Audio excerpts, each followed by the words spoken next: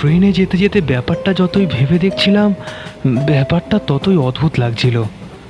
বাস্তব জীবনটা একেবারে আলাদা হয় জানি, তবে ব্যাপারটা কেন জানি না একেবারে বিশ্বাস করতে ইচ্ছা করছিল না। দুদিন আগেই আমার মেসের ঘরে সুমিতের সাথে প্রায় রাত 1টা অবধি জেগে তর্ক করেছি।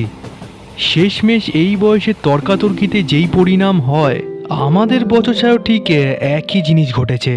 দুজনেরই রাগ বেড়ে গেছে, আর দুজনেই দুজনকে যা তা বলে যুক্তির অভাব পূরণ করেছি। যেমন জঙ্গলের মাঝখানে বুড়োদের মাঝে থাকিস, তেমনই তোর জঙ্গলি বুদ্ধি হয়েছে, বুঝলি? শহরে এত আলোর মাঝে থাকিস তো, তাই এত বড় বড় জ্ঞান। এক রাত ওই লালকুঠিতে কাটাতে পারলে বুঝতাম। কেন কাটানোর কি বা দরকার? তোর ভূতি বা শহরের এই লাইটকে ডরে কেন? এখানে আসলেই তো পারে। সুমিত চটে উঠে জবাব দিয়েছে, তার দায়ে পড়েছে, ভূত আছে, আর সেটা তোর কাছে প্রমাণ করতে তার কোনো মাথা ব্যথা নেই। সুমিতকে আরো চটিয়ে দিয়ে বলেছি, হ্যাঁ তার নাই থাকতে পারে, কেন তোর তো আছে। তুই কোনোদিনও লাল না নীলকুঠিতে তাকে দেখেছিস? হ্যাঁ, ওই রাত অবশ্য কাটাইনি, তবে বাইরে থেকে যা দেখেছি তাই যথেষ্ট, বুঝলি? সুমিতের কথা শেষে আমি যেভাবে বিদ্রূপের স্বরে হেসেছি, তারপর সুমিত রেগে গিয়ে বলেছে, যদি তোর সাহস থাকে তবে এক রাত সেখানে কাটাস। পরের দিন সকালে অবশ্য এই তর্কাতর্কি নিয়ে আমাদের মধ্যে মন কষাকষির কোনো লেশ ছিল না। কিন্তু কে জানতো এই তর্কের লেশ এত সহজে মেটবার নয়। সুমিত অবশ্য অত্যন্ত শান্ত ধাতের ছেলে, সহজে কাতর সে কখনোই হয় না। যেইভাবে ও জঙ্গলের মাঝে এই 2 বছর কাজ করে চলেছে, তাতে তার চরিত্রের এই পরিচয়ই পাওয়া যায়। সুমিত ফিরে যাওয়ার পরের দিনই আমার কাছে একটা টেলিগ্রাম আসে, সুমিত নাকি মরণাপন্ন, এক্ষুনি সেখানে আমাকে যেতে হবে। তাই সকালে ট্রেন ধরেই বেরিয়ে পড়লাম ঝাড়খণ্ডের উদ্দেশ্যে। ভোরবেলা যেই গাড়ি রওনা দিয়েছিল, সমস্ত রাত প্রায় গুটি গুটি পায়ে চলে ভোর ওই প্রায় 4টে নাগাদ ঝাড়খণ্ডের একটা প্রত্যন্ত স্টেশন কপিলপুরে নামালো। চারিদিকে প্রায় স্টেশন বলতে কিছুই নেই। খানিকটা দূরে একটা বোর্ডের ওপর স্টেশনের নাম লেখা, প্রায় স্টেশন ধুধু প্রান্তর। ট্রেনে সবকটা পাদানি বেয়ে নিচে নেমে এলাম। স্টেশন নয়, মনে হলো যেন জনহীন কোনো প্রান্তরে নেমেছি। এই শীতের রাত্রে ভোর 4টের সময় বেশ অন্ধকার থাকে, তার মধ্যে এই গাঢ় কুয়াশায় স্টেশনের একমাত্র বাতিটাও যেন অদৃশ্য হয়ে গেছে। দূর থেকে দেখে এইটুকু অন্তত বোঝা গেল যে ওটাই হয়তো স্টেশনের স্টেশন ঘর। হয়তোবা সেখানে গেলে কাউকে না কাউকে ঠিক পাওয়া যাবে। খানিকক্ষণ স্টেশনে দাঁড়িয়ে ট্রেনটা স্টেশন ছেড়ে চলে যেতেই যেন তার নির্জনতা আরো বেশি ভয়াবহ হয়ে উঠল। কিন্তু এই স্টেশন থেকে তো বেরোতে হবে। ফিরিঙ্গির জঙ্গলের রাস্তা এখান থেকে 9 কিলোমিটার, এইটুকু মাত্র জানি। কিন্তু কোন দিকে যে যেতে হবে তা সম্পর্কে কোনো ধারণাই নেই। জিজ্ঞাসাই বা করি কাকে? কেউ টিকিট চাইতেও তো আসে না। স্টেশনের অস্পষ্ট আলোটার দিকে এবার এগিয়ে গেলাম। স্টেশন ঘরে কেউ না কেউ ঠিকই আছে।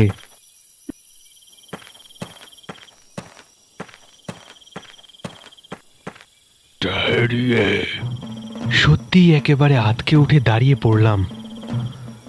মানুষ তো নয়, যেন সত্যি বাঘের গলার আওয়াজ। প্রথমটা যেন সত্যি হতভম্বের মতো দাঁড়িয়ে পড়েছিলাম, তারপর আবার আওয়াজটা শোনা গেল। সামনের দিকে তাকিয়ে প্রথমটায় এই কুয়াশায় একটা হলুদ আলো ছাড়া আর কিছু চোখে পড়ল না। হলুদ আলোটা আরো কিছুটা এগিয়ে এসে দাঁড়ালো। এইবার লোকটার চেহারাটা খানিকটা ঠাওর করতে পারলাম। পরনে সাদা প্যান্ট, সাদা জামা, গায়ে একটা কালো রঙের কোট এবং মুখের চারিদিকে মাফলার জড়ানো। প্রথমটায় কেন জানি না একেবারে হতবুদ্ধি হয়ে গেছিলাম। সেই মাফলার জড়ানো মুখ দিয়ে গম্ভীর গলায় একটা শব্দ ভেসে এলো, টিকস। কথাটা শুনেও যেন ব্যাপারটা ঠিক মতো বুঝতে পারিনি। তারপর কথাটা বুঝতে পেরেই পকেট থেকে টিকিটটা তাড়াতাড়ি বার করে লোকটার হাতে দিতেই দেখলাম লোকটা সেটা ছো মেরে নিয়ে নিল। এইবার সাহস করে জিজ্ঞেস করলাম, বলছি ফিরিঙ্গির জঙ্গলের রাস্তা কোথায়, আপনি কি বলতে পারবেন? হলুদ আলোটা ইতিমধ্যে দেখলাম দূরে সরে যেতে শুরু করেছে। সেটা থামলো, আর কুয়াশার ভেতর থেকে শোনা গেল সবিস্ময়ে প্রশ্ন, আগে ওই ফিরিঙ্গির জঙ্গল, যেখানে ওই কয়লার খনি আছে। এবার দেখলাম হলুদ আলোটা আমার কাছে সরে এলো। লোকটার দুটি চোখ সবিস্ময় দৃষ্টিতে আমার দিকে লক্ষ্য করছিল। সেটা বুঝতে পারলাম। ব্যাপারটা কি? হঠাৎ উদর মজ্জানা একেবারে চমকে উঠলাম, আর কিছু জিজ্ঞাসা করার পূর্বেই বিমূঢ় হয়ে দেখলাম লোকটা সেখান থেকে চলে যাচ্ছে। পর মুহূর্তে হলুদ আলোটা হঠাৎ নিভে গেল, অন্ধকারে আর কিছু দেখা গেল না। কিন্তু আমার তো এখন এই প্ল্যাটফর্মে দাঁড়িয়ে থাকলে চলবে না। স্টেশন ঘরে সেই আলোটা লক্ষ্য করে আবার এগিয়ে গেলাম। সেই আলোর কাছেই বাইরে বেরোনোর গেটটা পেয়ে তাও একটু আশ্বস্ত হওয়া গেল। পাশেই স্টেশনের একটা মাত্র ঘর। ভেতর থেকে শুনতে পারলাম টেলিগ্রাফের টরেটক্কা আওয়াজ আসছে।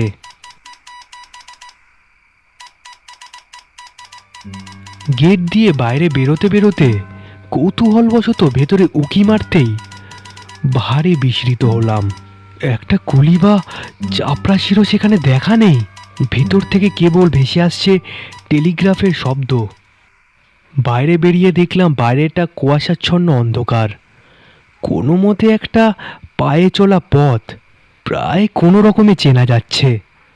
আর কোনো পথ না পেয়ে এই রাস্তাটাকে অনুসরণ করাটাই যুক্তিসম্মত বলে মনে হলো। খানিক বাদে সূর্যের আলো ফুটলেই আশা করছি আর কোনো অসুবিধা থাকবে না। তখন কাউকে জিজ্ঞাসা করে নিলেই চলবে। তবে আকাশ পরিষ্কার হওয়া সত্ত্বেও কাউকে জিজ্ঞাসা করার সুবিধা কিছুই হলো না। এই রকম নির্জন পথ কোথাও আছে বলে আমার জানা ছিল না। চারিধারে বিশাল ঘন জঙ্গল, একেবারে নিস্তব্ধ।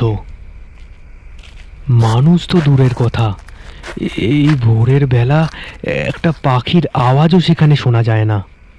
ঘন্টা চারেক চলার পর পথ ক্রমশ উপরে উঠেছে তা বুঝতে পারলাম। একটা চড়াই পার হয়ে সামনে একটা পাথরের পেছনে একটা ছোট্ট মতো গ্রাম চোখে পড়ল। গ্রামটার কাছে গিয়ে যন্ত্রপাতি ইত্যাদি চিহ্ন পেয়ে বুঝলাম সেটাই হয়তো এখানকার খনি। কিন্তু এখানেও যে জনমানব নেই। টালির চালের ঘরগুলোর দরজা দেখলাম অধিকাংশই সকালবেলাও বন্ধ। টালিতে ছাওয়া বাংলো প্যাটার্নের একটা বাড়ি দেখতে পেয়ে সেটাই হয়তো সুমিদের থাকবার জায়গা হবে ভেবে দরজায় গিয়ে একবার ধাক্কা দিলাম। দরজায় মৃদু একটা ধাক্কা দিতেই সেটা খুলে গেল। সামনেই বসবার ঘর, কয়েকটা বেতের চেয়ার আর একটা টেবিল পাতা। পেছন দিকে ভেতর দিকের দরজায় পর্দা ঝুলছে। এই ঘরেও তো কেউ নেই। পেছন দিকের ঘরের পর্দা তুলে ভেতরে ঢুকতে যাব, ঠিক সেই সময় দরজার কাছে একটা পায়ের শব্দ পেলাম। চমকে পেছন ফিরলাম। সত্যিই চমকে উঠবার কথা বটে। প্রায় 6 ফুট লম্বা, অত্যন্ত রোগা শীর্ণ যেই লোকটি ঘরে ঢুকেছে, বিজ্ঞাপনের ব্যঙ্গচিত্র ছাড়া অমন চেহারা কোথাও চোখে পড়েনি। জিজ্ঞাসা করলাম, সুমিতবাবু কোথায় আছে বলতে পারো? কে, কোন বাবু? ওই সুমিতবাবু, আমি ওনার অসুস্থতার টেলিগ্রাম পেয়েই আসছি। তা কেমন আছেন উনি এখন? ও আচ্ছা, ইঞ্জিনিয়ার বাবু কুমাংতায়। লোকটার কথাটা ঠিক বুঝতে পারলাম না। ওই ইঞ্জিনিয়ার বাবুই হলো। তা তিনি কোথায়? লোকটা খানিকক্ষণ আমার দিকে অদ্ভুতভাবে তাকিয়ে থেকে যা বললে তার মর্ম বুঝতে আমার মিনিট দুয়েক লাগলো। এবং তারপর স্তম্ভিত হয়ে আমি ঘরের একটি চেয়ারে বসে পড়লাম। ধীরে ধীরে তারপর সমস্ত ব্যাপারটাই শুনলাম। আমি টেলিগ্রাম পেয়ে যখন ট্রেনে করে রওনা হয়ে পড়েছি, তখন সুমিতেই জগৎ থেকেই রওনা হয়ে গেছে। কিন্তু সব থেকে আঘাত পেলাম সে যেইভাবে মারা গেছে সেটা শুনে। একভাবে দেখা গেলে তার এই মৃত্যুর জন্য আমি দায়ী। কলকাতা থেকে ফিরে এসে সুমিত সেই লাল কুঠিতে রাত কাটায়। তার সহকর্মীরা তাকে বহুবার বাধা দেওয়া সত্ত্বেও সে কোনো বাধাই মানেনি। শেষ রাতে তার বেয়ারা রামু ঘর থেকে একটা গোঙানি শব্দ পায়। তখন তারা সেই উৎস খুঁজতে খুঁজতে যখন মাঠের মাঝখানে যায়, তখন সুমিতকে অচৈতন্য অবস্থায় খুঁজে পাওয়া যায়। তাকে ধরাধরি করে ঘরে আনার পর দেখা যায় তার মাথার পেছন দিকে গভীর আঘাতের চিহ্ন। সারা রাত তাকে সেবা শুশ্রূষা করার পরেও শেষ রক্ষা হয়নি। ব্যঙ্গচিত্রের চেহারার যে লোকটির কাছে সমস্ত ঘটনা শুনলাম, সেই সুমিতের বেয়ারা রামু।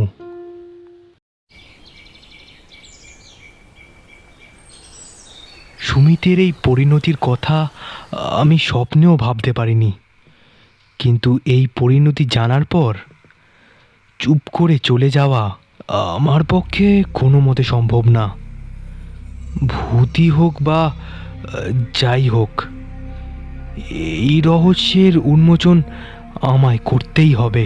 এইখানকার নিকটস্থ থানা প্রায় 2 কিলোমিটার।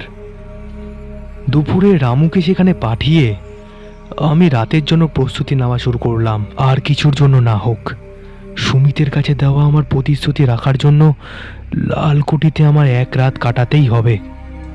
কিন্তু রাত প্রায় 7টা হয়ে যাবার পরেও তার কোনো বার্তা পাওয়া গেল না। বুঝলাম, যতই আমাকে প্রতিশ্রুতি দিক না কেন, সেও যে ভূতের ভয়ে সরে পড়েছে তাতে কোনো সন্দেহ নেই। কিন্তু পুলিশের লোকেরও দেখা নেই কেন? রামু কি তবে থানায়ও খবর দেয়নি? জঙ্গলের মাঝে এই পরিত্যক্ত বস্তিতে আমি একেবারে একা। রাত 9টা বাজবার পর আর অপেক্ষা করতে পারলাম না। পুলিশের লোক আসুক বা না আসুক, লালকুঠিতে আমায় একাই যেতে হবে। বাড়িটার সামনে গিয়ে দেখলাম প্রকাণ্ড দোতলা 2 মহলা কুঠি। কি খেয়ালে যে এত বড় বাড়ি এই চত্বরে কেউ বানিয়েছিল তা বোঝা কঠিন। বাড়িটির সামনে দেখলাম একটা ভগ্নপ্রায় গাড়ি দাঁড়িয়ে রয়েছে এবং বাড়িটিও প্রায় জরাজীর্ণ অবস্থা।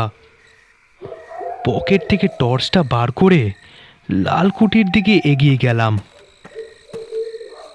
পেছন দিকের একটা জানলা খুলে হাতে টর্চটা তুলে নিলাম।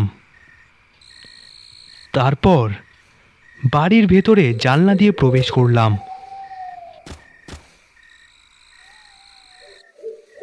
জানলা দিয়ে ঘরের ভেতর প্রবেশ করার সাথে সাথে যে গাটা খানিকটা ছমছম করে উঠেছিল তা স্বীকার করতে বাধ্য হচ্ছি। এই গাঢ় অন্ধকারের সাথে পরিচয় আমার আগে কখনো হয়নি। টর্চের আলোতে যেন এই অন্ধকারকে কেটে বেরোতে হচ্ছে।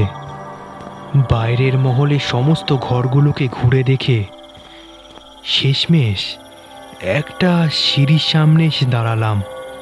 সিঁড়িটা দোতলা অবধি উঠে গেছে। নিচের ঘরগুলোকে ভালো মতো তন্ন তন্ন করে খুঁজে প্রায় ভগ্নপ্রায় সিঁড়ি দিয়ে দোতলায় উঠে এলাম। দোতলায় উঠে দেখলাম নিচের ঘরগুলোর তুলনায় দোতলা অনেকটাই ভালো অবস্থায় রয়েছে। এইখানকার লোক ভূতের ভয়ে এই বাড়িতে আসতে ভয় পায়।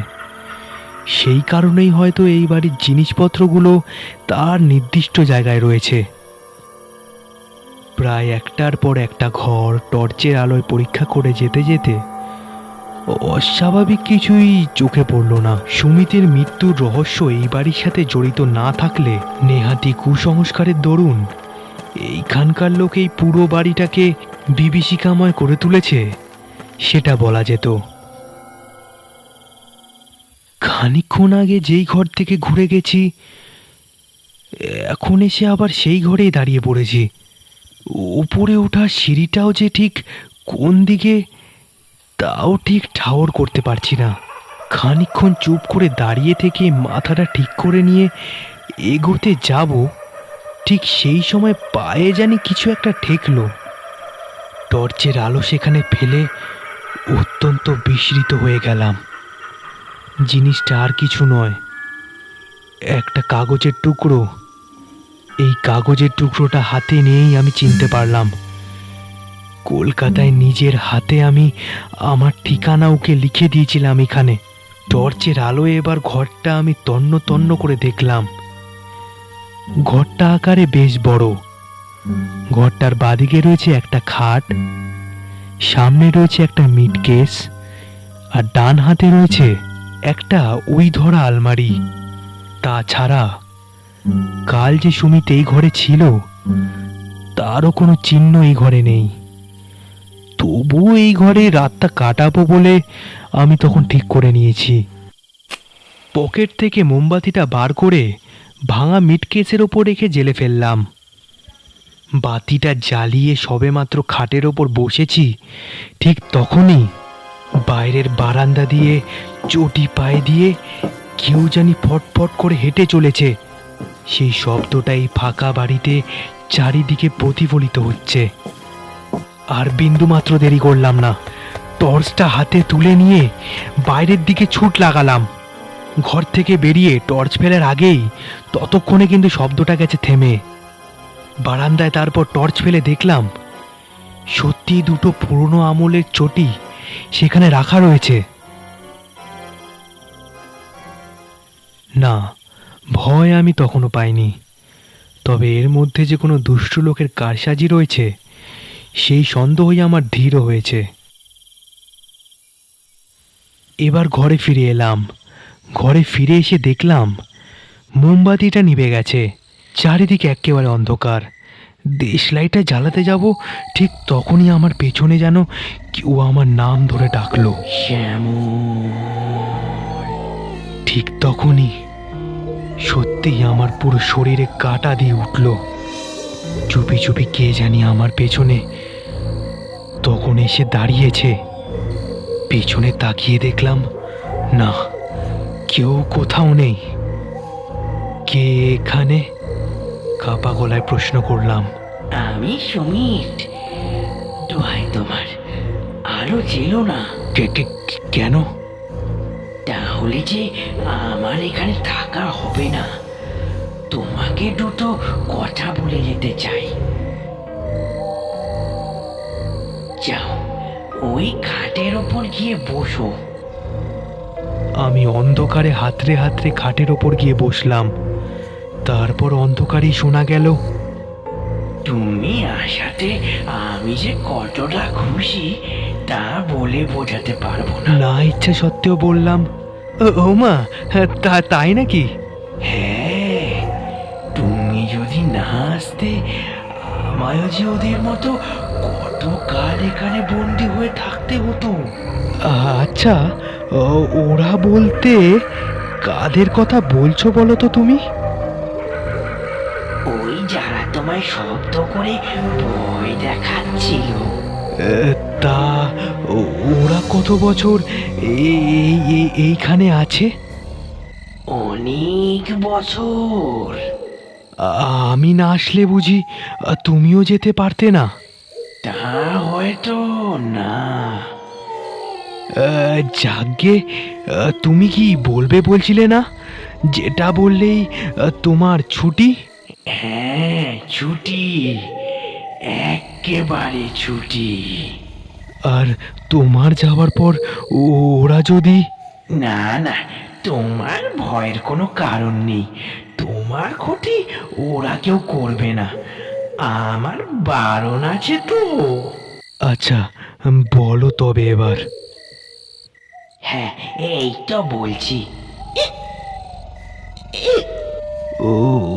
ওটা কি ছিল? ওটা আমাদের ভৌতিক দেহের বোটকার।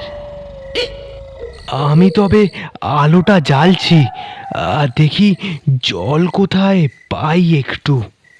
বলে সত্যি দেশলাইটা জেলে মোমবাতিটা জ্বালিয়ে ফেললাম। তবে এ কি, ঘরে যে কেউ নেই। এ কি ব্যাপার? কয়েক সেকেন্ড বিমূঢ় হয়ে দাঁড়িয়ে থাকার পর আমার মনে আর কোনো সংশয় রইল না। উড়ে খাওয়া আলমারিটার সামনে গিয়ে সজোরে টান দিলাম। ভেতরের দৃশ্য দেখে আমি প্রায় হতভম্ব হয়ে গেলাম।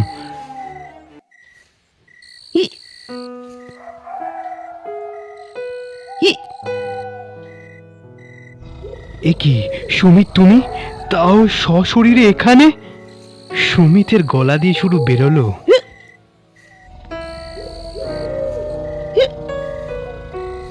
ব্যাপারটা এতক্ষণে হয়তো অনেকটাই বোঝা গেছে। শুধু হেঁচকিটুকু না উঠে যদি সবকিছু খেচড়ে দিত, তবে সুমিতের এই ফোন দিকে সার্থক বলা চলতো।